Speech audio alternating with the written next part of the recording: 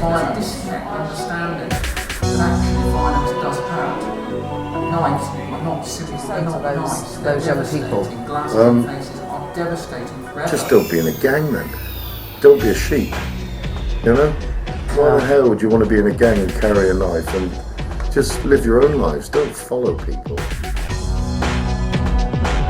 think that there's a big issue of the fact children have their own physicality growing up, because a lot of it seems to revolve Well, around I'm thinking now, you read about this. This is saw how devastating a knife could be. And then, but, you know, chances are it will do if you're going to be carrying a knife around. I went in jail. I had to start over again.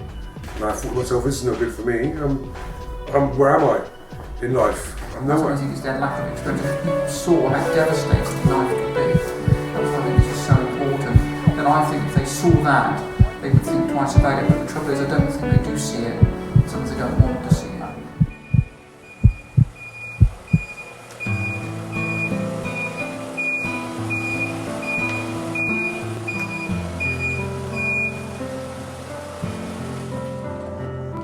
And that's when he took out the knife and stabbed me from behind in the groin, it was, I just thought I was dead. Yo, I need to get things right, look at the bigger picture in life. Trying to decipher these questions that live in my mind. I'm not fussed about wealth, it seems to have driven our kind into hopelessness. Happiness is what I'm looking to find. Don't wanna be a parasite, it's crooked and crime. When my only thought is money and what possessions are mine. Don't wanna if you carry a knife and you're an adult, even if you don't use it, even if you don't threaten someone, you will go to prison. I honestly thought, that's it for me, I'm gone. It was a 9-inch carving knife, 9 inches of steel. I felt it going, it was like a crunch, cut through the main artery in my leg. And if it wasn't for my mate Simon, then I wouldn't be dead. I've got to get down and proceed. I'm fed up getting pissed and staying in for a whole week. In my mind, painting a perfect picture like roll deep. Have you ever had a knife carving incident? Yeah. And is that recently? Yo, cause don't fall stones. Crime context has fallen. Left end up with this violence and knife crime is a particular problem. I lost about 6.5 pints of blood, I think. He said like he sort of stuck his hands down there and he clenched. He said the vein came out, he said it was the size of his finger and it was just like a pressure hose. If a major blood vessel or heart gets damaged, the size of that blood vessel or the part of the heart involved will determine how quickly that blood loss occurs. I can remember when the knife went in, it just felt like somebody chucked a bucket of hot water over me, back to my legs, like, you know, and that was it. And, yeah, I was screaming. We always work on the principle if somebody is carrying a knife, then the chances are, if it's in view, then they've got every intention of using it. Of course. Otherwise, you wouldn't be walking around like that, would you? No. With a weapon like that. And it has, as I said, certainly these 4 people that were involved in this particular thing, which was only last week, there was an intent to use the knife. They were obviously going off to see someone with regard to a crime which had been committed.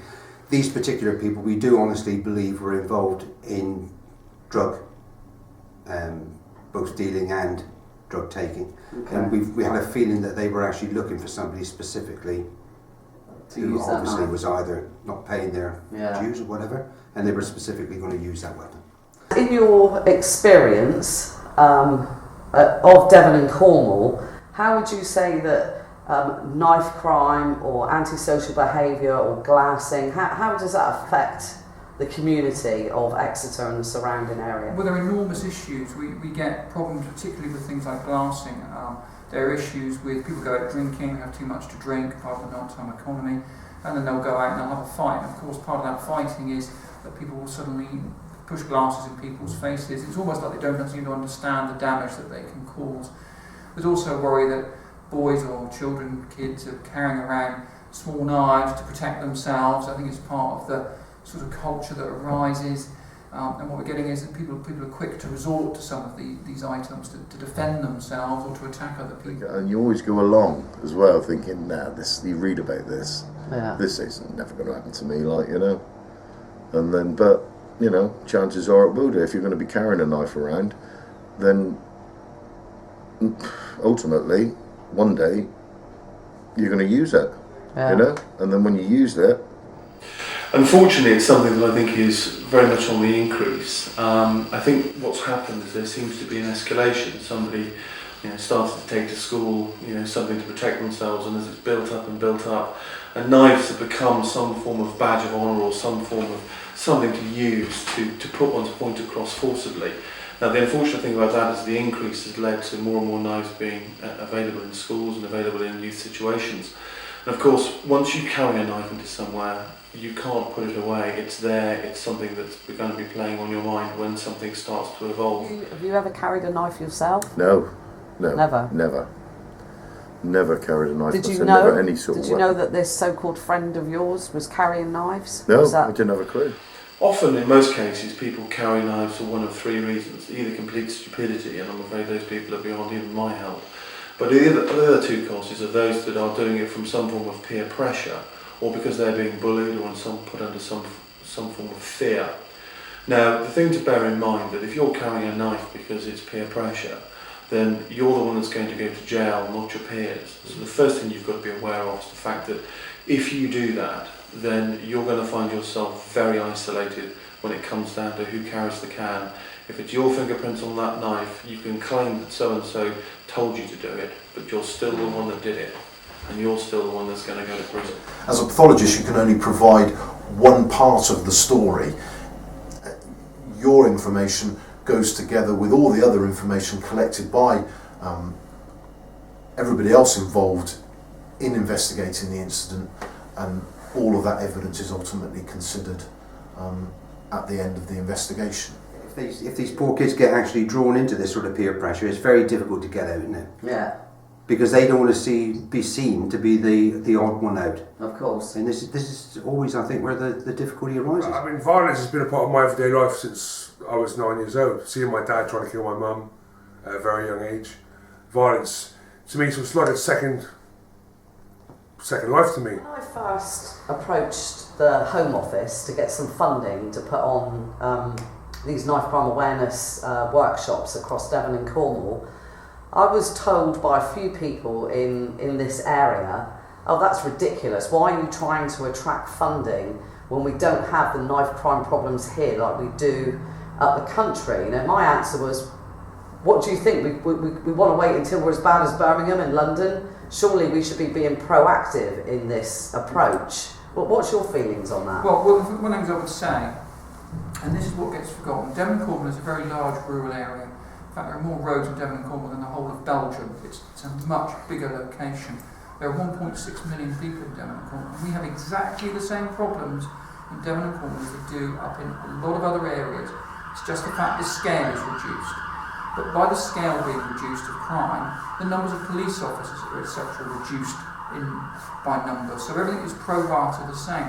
So we get the same level of a whole variety of incidents as they do in most other places. Just the fact the numbers aren't there.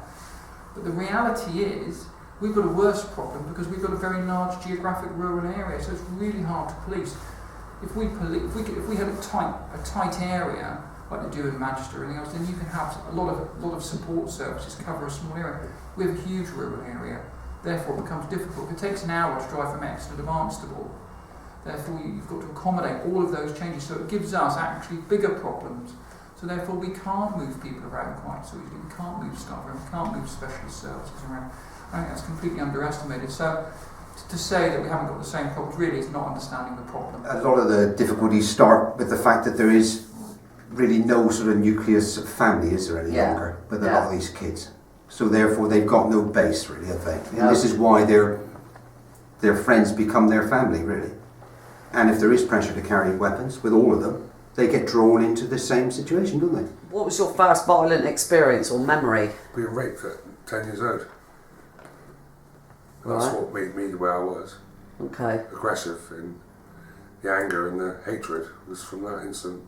How do you feel about how SOS Global go into schools and teach young people? Do you think that's... Well, I think any work that professionally raises the whole issue of knife crime and violence and antisocial behaviour has got to be welcomed. It needs to be looked at in all possible ways. So therefore I'm fully supportive of what SOS are doing. I think it really needs to be brought to the fore, and I think we need to deal with some really challenging and difficult issues, and they're not straightforward.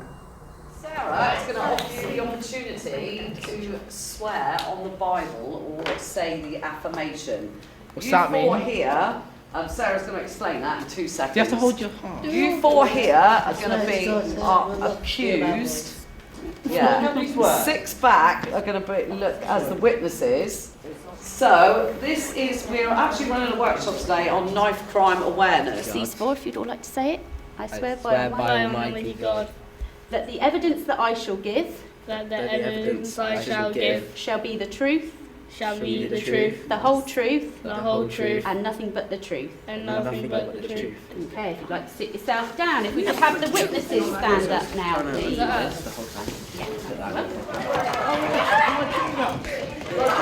You're in the school running team. Time! Take his pulse. He's up running faster. That's got to be, isn't it? Yeah. He needs oxygen. You get a couple of cases, and suddenly the newspapers and the government, they decide that they need to do something. Well, we got rid of guns by and large. So when it comes to knives, they've cranked up the ante on knives, and suddenly it's becoming almost impossible not to go to prison if you're caught carrying a knife. You've committed a criminal offence, which gives you perhaps a criminal record, which affects your ability to travel abroad, which gives you, when you have to do a criminal record search on you, you might have difficulty getting a job. So finding a job, going to America, you'd be barred from ever visiting America. America will not accept anyone who's got a criminal conviction for anything now. So carrying a knife now might stop you going to Florida in 20 years' time. Have you ever been stabbed before? 4 times. It took a long time for me to get my head around my childhood and my past. Yeah. And to lose the stigma of the gang culture that I used to be in. It's hard to get away from it. Once you're in it, you're tired for life. The police won't let you go. You can try and turn a new leaf, but they never let you go. Yeah. You're always on their radar for anything, you know. So and it's really hard to get back on the track of being normal. But if someone is coming in to a school and brandishing a knife, especially if they're doing it that's causing fear or alarm and distress in others, then there is a very good chance that individual is starting with looking at a custodial sentence of some sort. That's going to prison or to a youth offenders institution. Now, without cutting the mustard here, I've visited people in these types of institutions. This is not porridge. This is not some form of like Stalag Luft 23, sort of lots of jolly hockey sticks and cups of cocoa.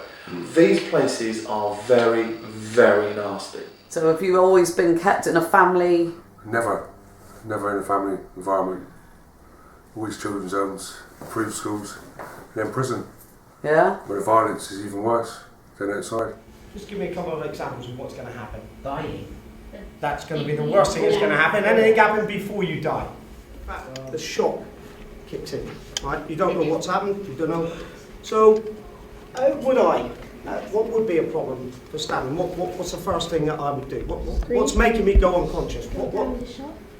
You're losing blood. There you go. Great. That's what's happening to you. Blood loss. That's what's going to make you pass out, right? So if somebody was stabbed, what's the first thing I would try and do to that patient? What's the first thing? Look, he's not too well, right? It's just right. That's not very nice. That's one injury. Right. This has gone through his head. Do I take that out? No. Why not? Why should I just pull that out? It looks horrible. It's terrible. This guy's bleeding profusely, so we need to sort him out. Right. Yeah, I think the padding goes in first. Where's the other padding? It's meant to go on that side. Right. Now, the next couple of photos, I want you to tell me whether it's fatal or non-fatal. Can anybody see that? Fatal. Yeah, fatal. Chest. Right, so this is the chest, right? So this is definitely fatal, right? So, administering first aid, you said it early on, Alison, what wouldn't you do? Take it out. 3, 2, 1, again. 1, 2, 3, 4, 5. Stop. You running with that fun? Times I got you this.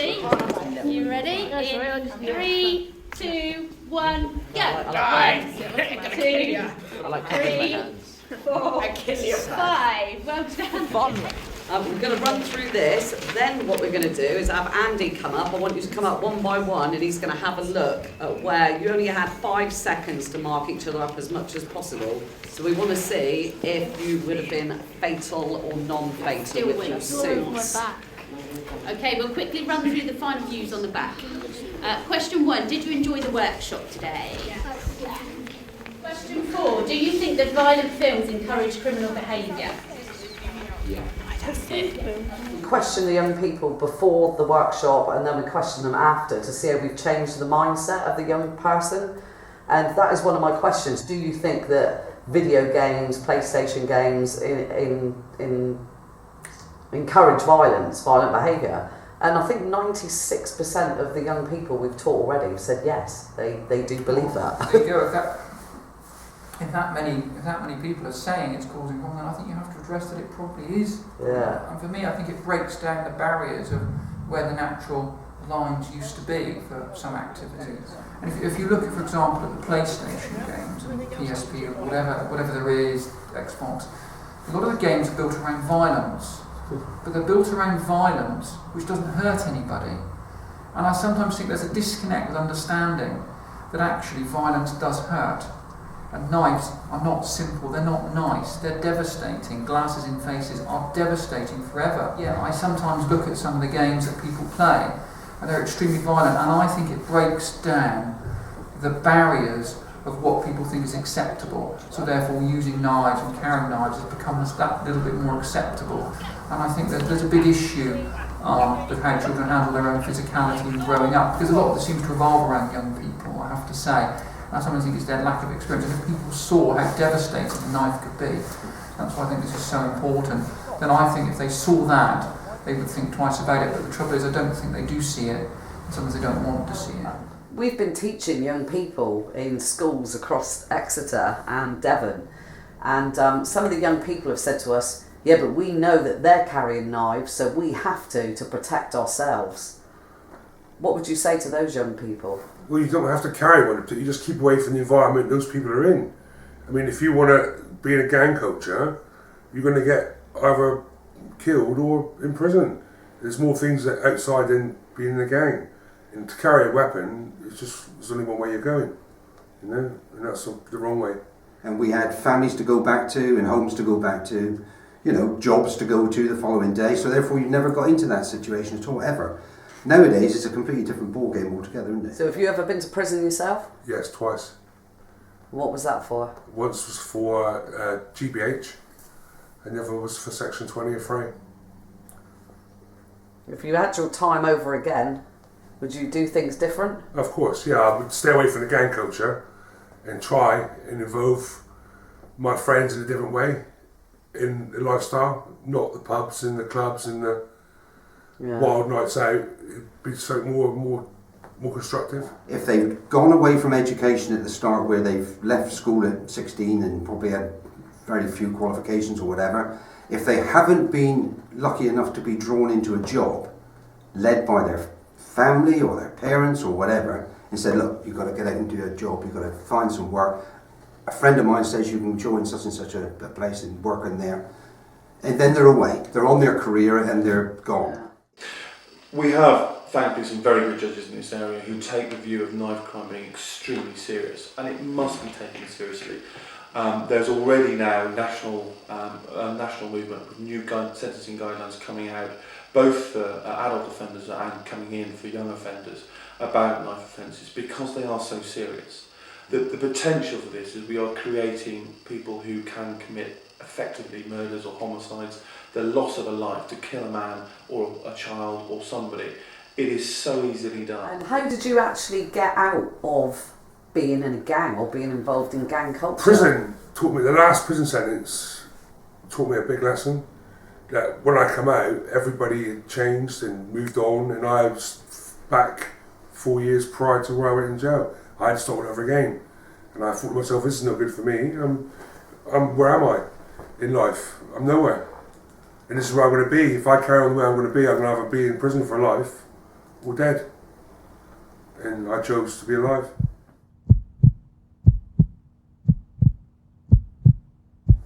And for like young people who, like, we teach young people in schools, and quite a lot of them will say to us, well, the only reason we go out and carry a knife is because we know that other gangs are carrying knives as well. What would you say to those young people? Just don't be in a gang then. Don't be a sheep, you know? Why the hell would you want to be in a gang and carry a knife? And just live your own lives. Don't follow people. You know, you want to follow someone, join the army. To do something that's got a bit of structure. You know, gangs, it's just not the way forward at all, really. Because there's just going to be more heartache, more death, more injury. Do you know what I mean? Lots and lots of people will be upset. Do you know what I mean? Your parent, you've got to think of your parents and your family, you know? I know you can't choose your family, or you can't choose your family, but at the same time, speaking as a parent now, you know, I love my kids, and like, your parents will love you, although you might not think so. But they do. But they do, and it will be devastating for them.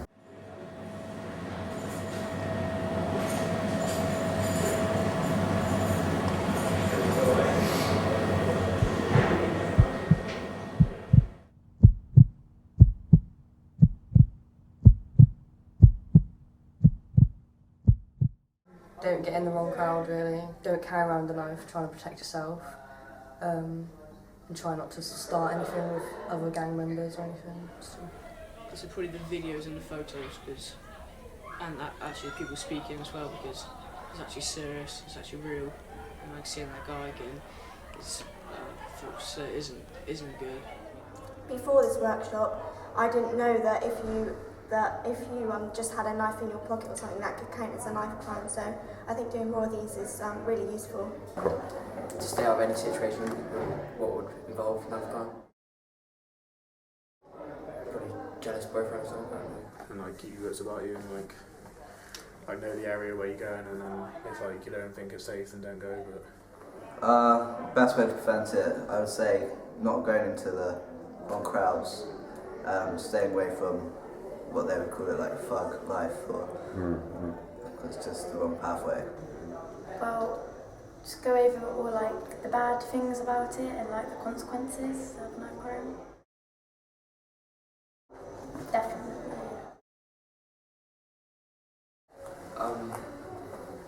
Two parts. The solicitor was really good to know what would happen in knife crime, or as well as the martial arts, because that's a bit cool. Watching that video of that guy stabbing loads of people. Most effective, I think it was all effective. Like, I did learn a lot. Maybe at the start when you showed us the videos, like, I didn't actually realise how, because I've never actually seen one of them happen. It's quite good to see that. Like seeing the pictures of like the scars and stuff, and like being the men who told us what happened. So I think that as well, because like it just makes you think. Seeing the solicitor come in because he showed like if someone wants to actually go to America and they can't because they've got a criminal record, then gives them a bit of information about it, I guess. The interviews with the knife crime people, the pictures of people's faces and body parts where they've been stabbed. Obviously that 5 seconds thing was focusing to see how much damage you can actually do, which I thought was quite good. And then obviously like the videos were quite overwhelming to watch and like see what kind of damage people can actually do. People on the screen like tell you about like what happened. I think the 2 videos of the blokes who were affected by the thing, because it was really quite scary, particularly the guy who was the victim and how he was stabbed by his friend, and that's really quite terrifying and quite freaky. The fact that I don't know, and it did really make you think. Knowing that 5 seconds can do this to you. It's made me think that like the group of friends you hang out with, and never to carry a knife. Just think about stuff before you do it.